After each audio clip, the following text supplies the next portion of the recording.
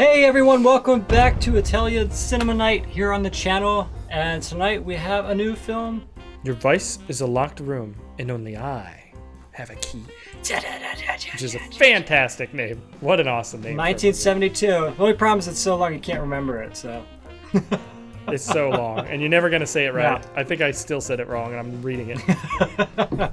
So this is directed by Sergio Martino. And he's another one that's I think is going to be really interesting for us to dive into. Kind of like Adolato. He's kind of like inspired by Bava and Dario Argento, what they're doing with the genre, and he's kind of come out of it. This is not his first movie in the genre. This is like his third or something, but that's what we have, so I thought it'd be fun to start with.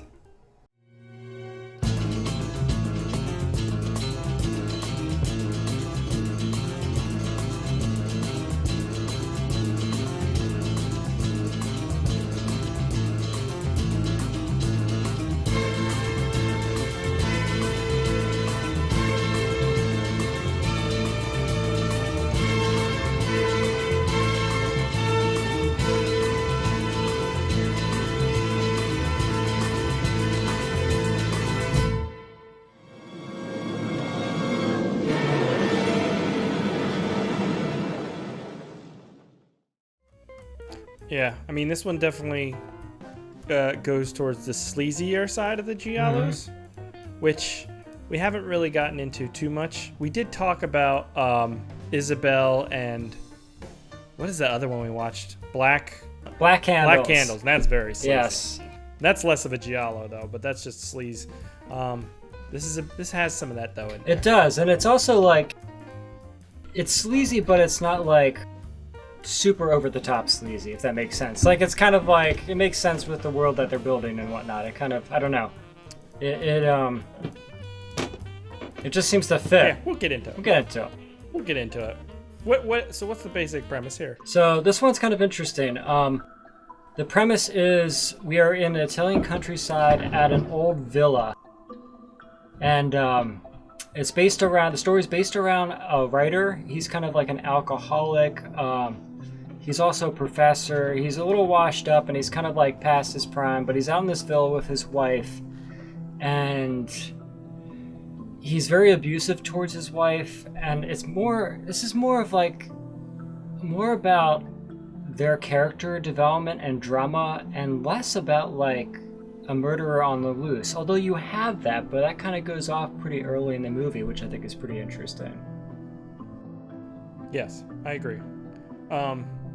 When this movie started, I was like not feeling it because it starts right away with the sleaze. It's filled with misogyny and racism.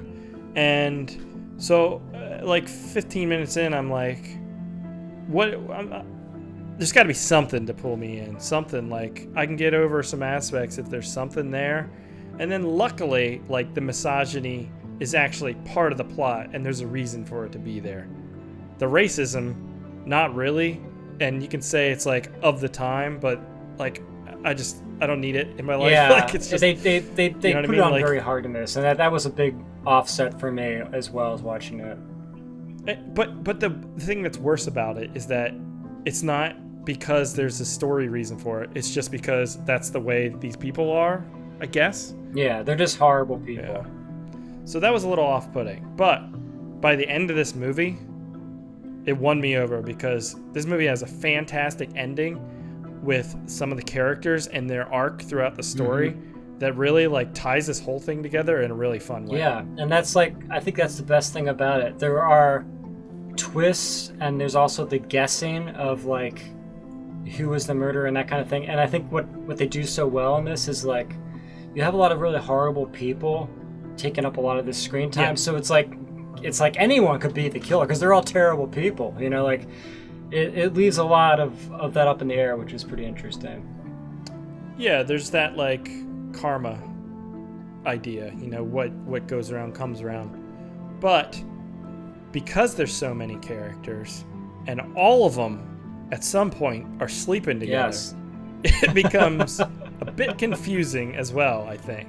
It's kind of a mess to remember like the connections everyone has to each other, and in some ways to remember all their motives. Although I do think at least the main character's motives make sense by the end. Yeah. So like our character breakdown is we have the writer. You've seen him in other movies. He's in a lot of Italian movies and probably some we've watched, honestly.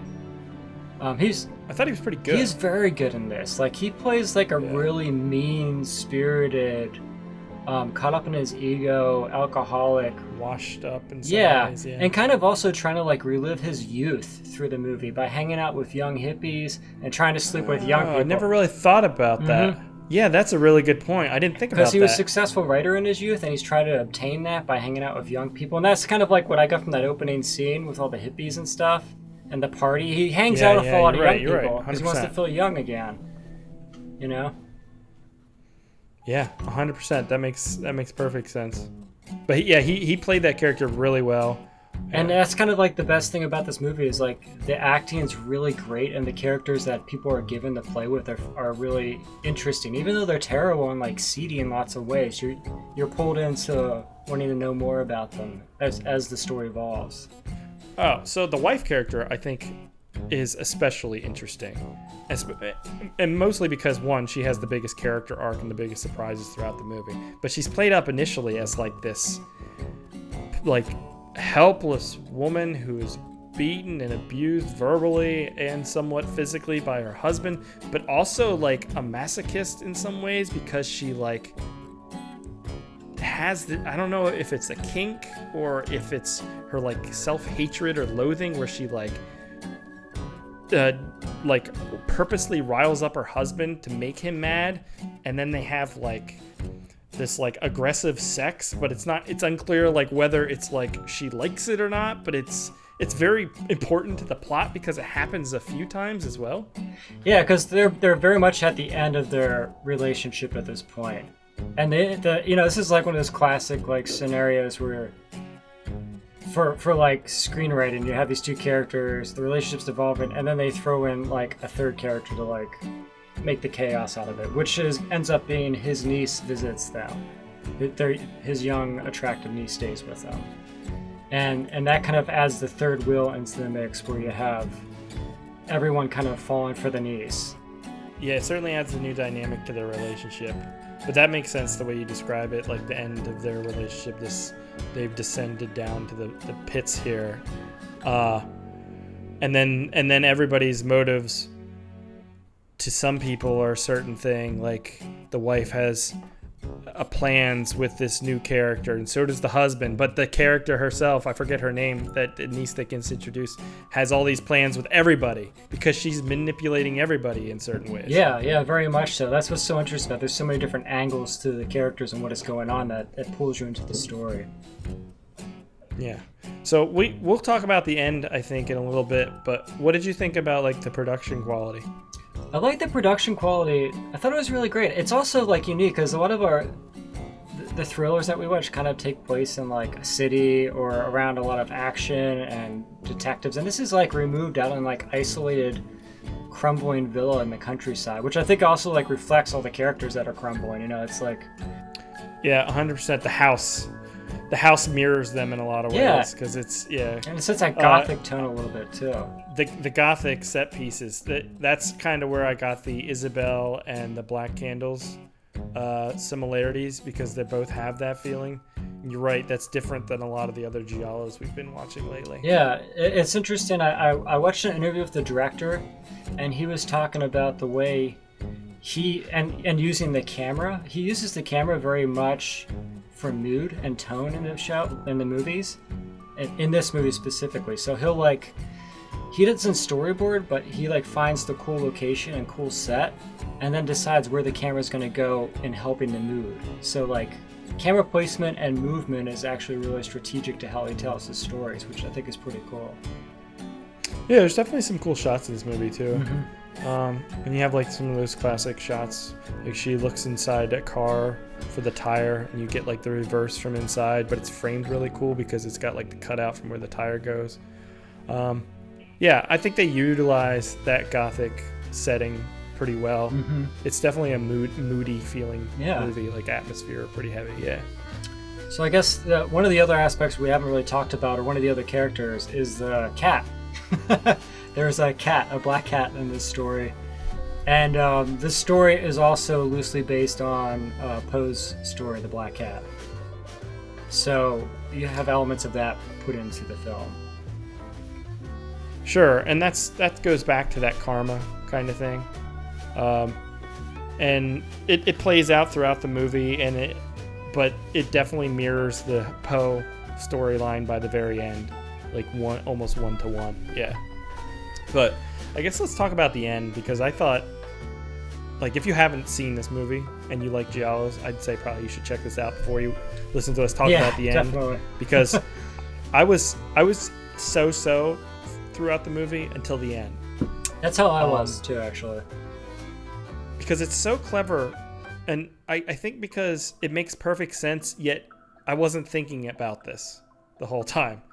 So this wife character who has been abused by her husband, has severe self-hatred and loathing, is desperate for the love of this niece.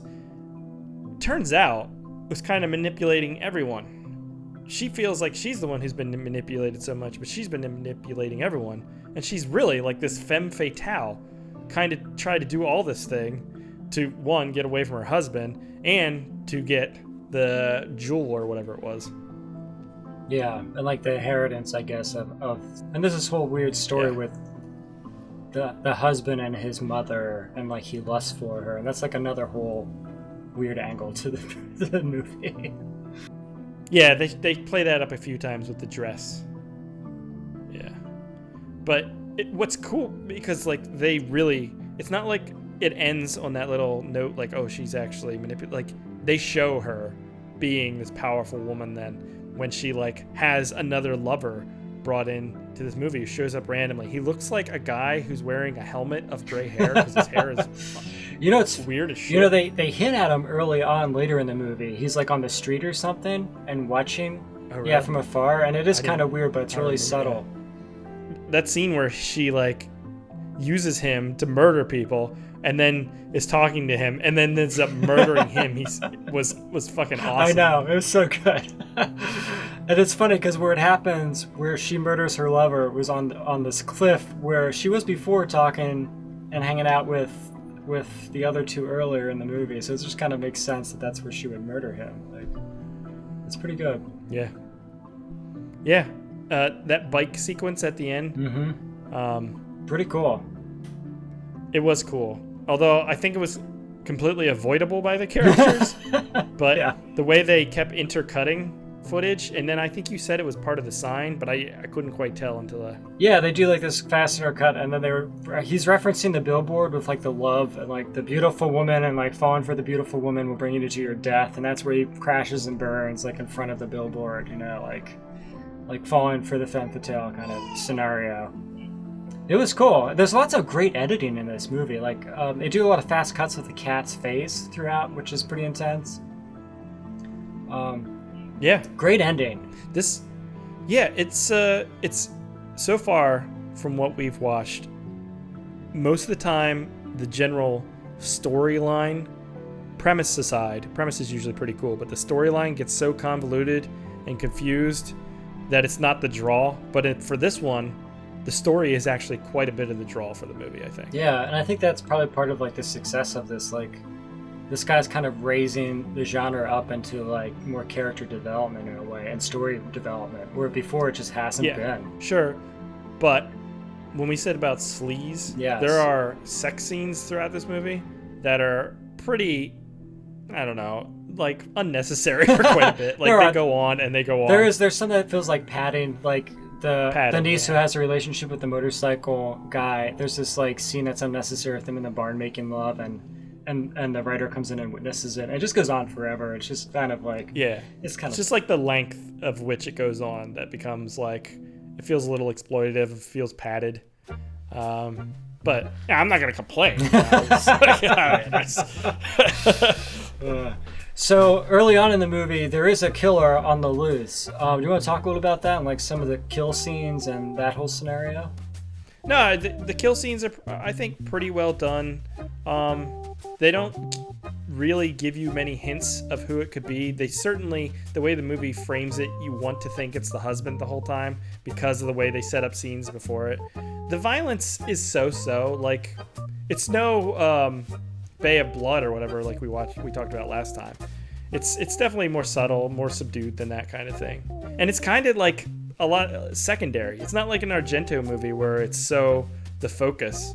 It's so secondary in this movie.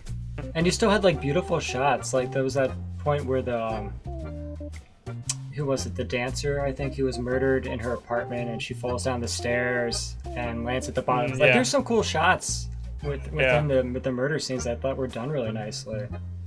Yeah, I liked it. Your Vice is a Locked Room and Only I Have a Key. It's actually on Amazon. Yeah, pretty cool. Pretty cool. But be careful when you search, because I searched for it and then it said I need some mummy or something subscription, so I signed up for a free subscription, and then I realized actually it's on there as well. That's so funny. I don't know if there's two different versions or what, but yeah, it should be free on Prime. What did you think about the music? I don't really remember it. Really? I thought it was pretty good. It's that guy Bruno Nicolai. He did the music for The Case of the Bloody Iris. Apparently he's like pretty prolific within the Italian of this kind of genre, as being just like a known good composer, I should say. Yeah, I mean, it's been like 5 or 6 days since I watched the movie, and honestly, I don't really recall the music standing out to me at all. Maybe if I went back and watched it again, focusing on it, I could say, but it certainly wasn't the thing that I remember about this movie. And I don't know. It's Yeah, good film. I'm excited to see some of his other movies. Like yeah, definitely. Because we have another one. Yeah, we do. Didn't you just pick one up? I did. Yeah. I think it'd be fun to watch some of his, because I think they're going to be equally as good, if not better, honestly. So it's definitely different too. So that's kind of like a different take on the genre, but still a lot of the similar tropes and stuff and looks in some ways that we like. So yeah, I'm excited. Check this out. I'd say Your Vice is a Locked Room and Only I Have a Key. I'd recommend it. Recommend it. Check it out.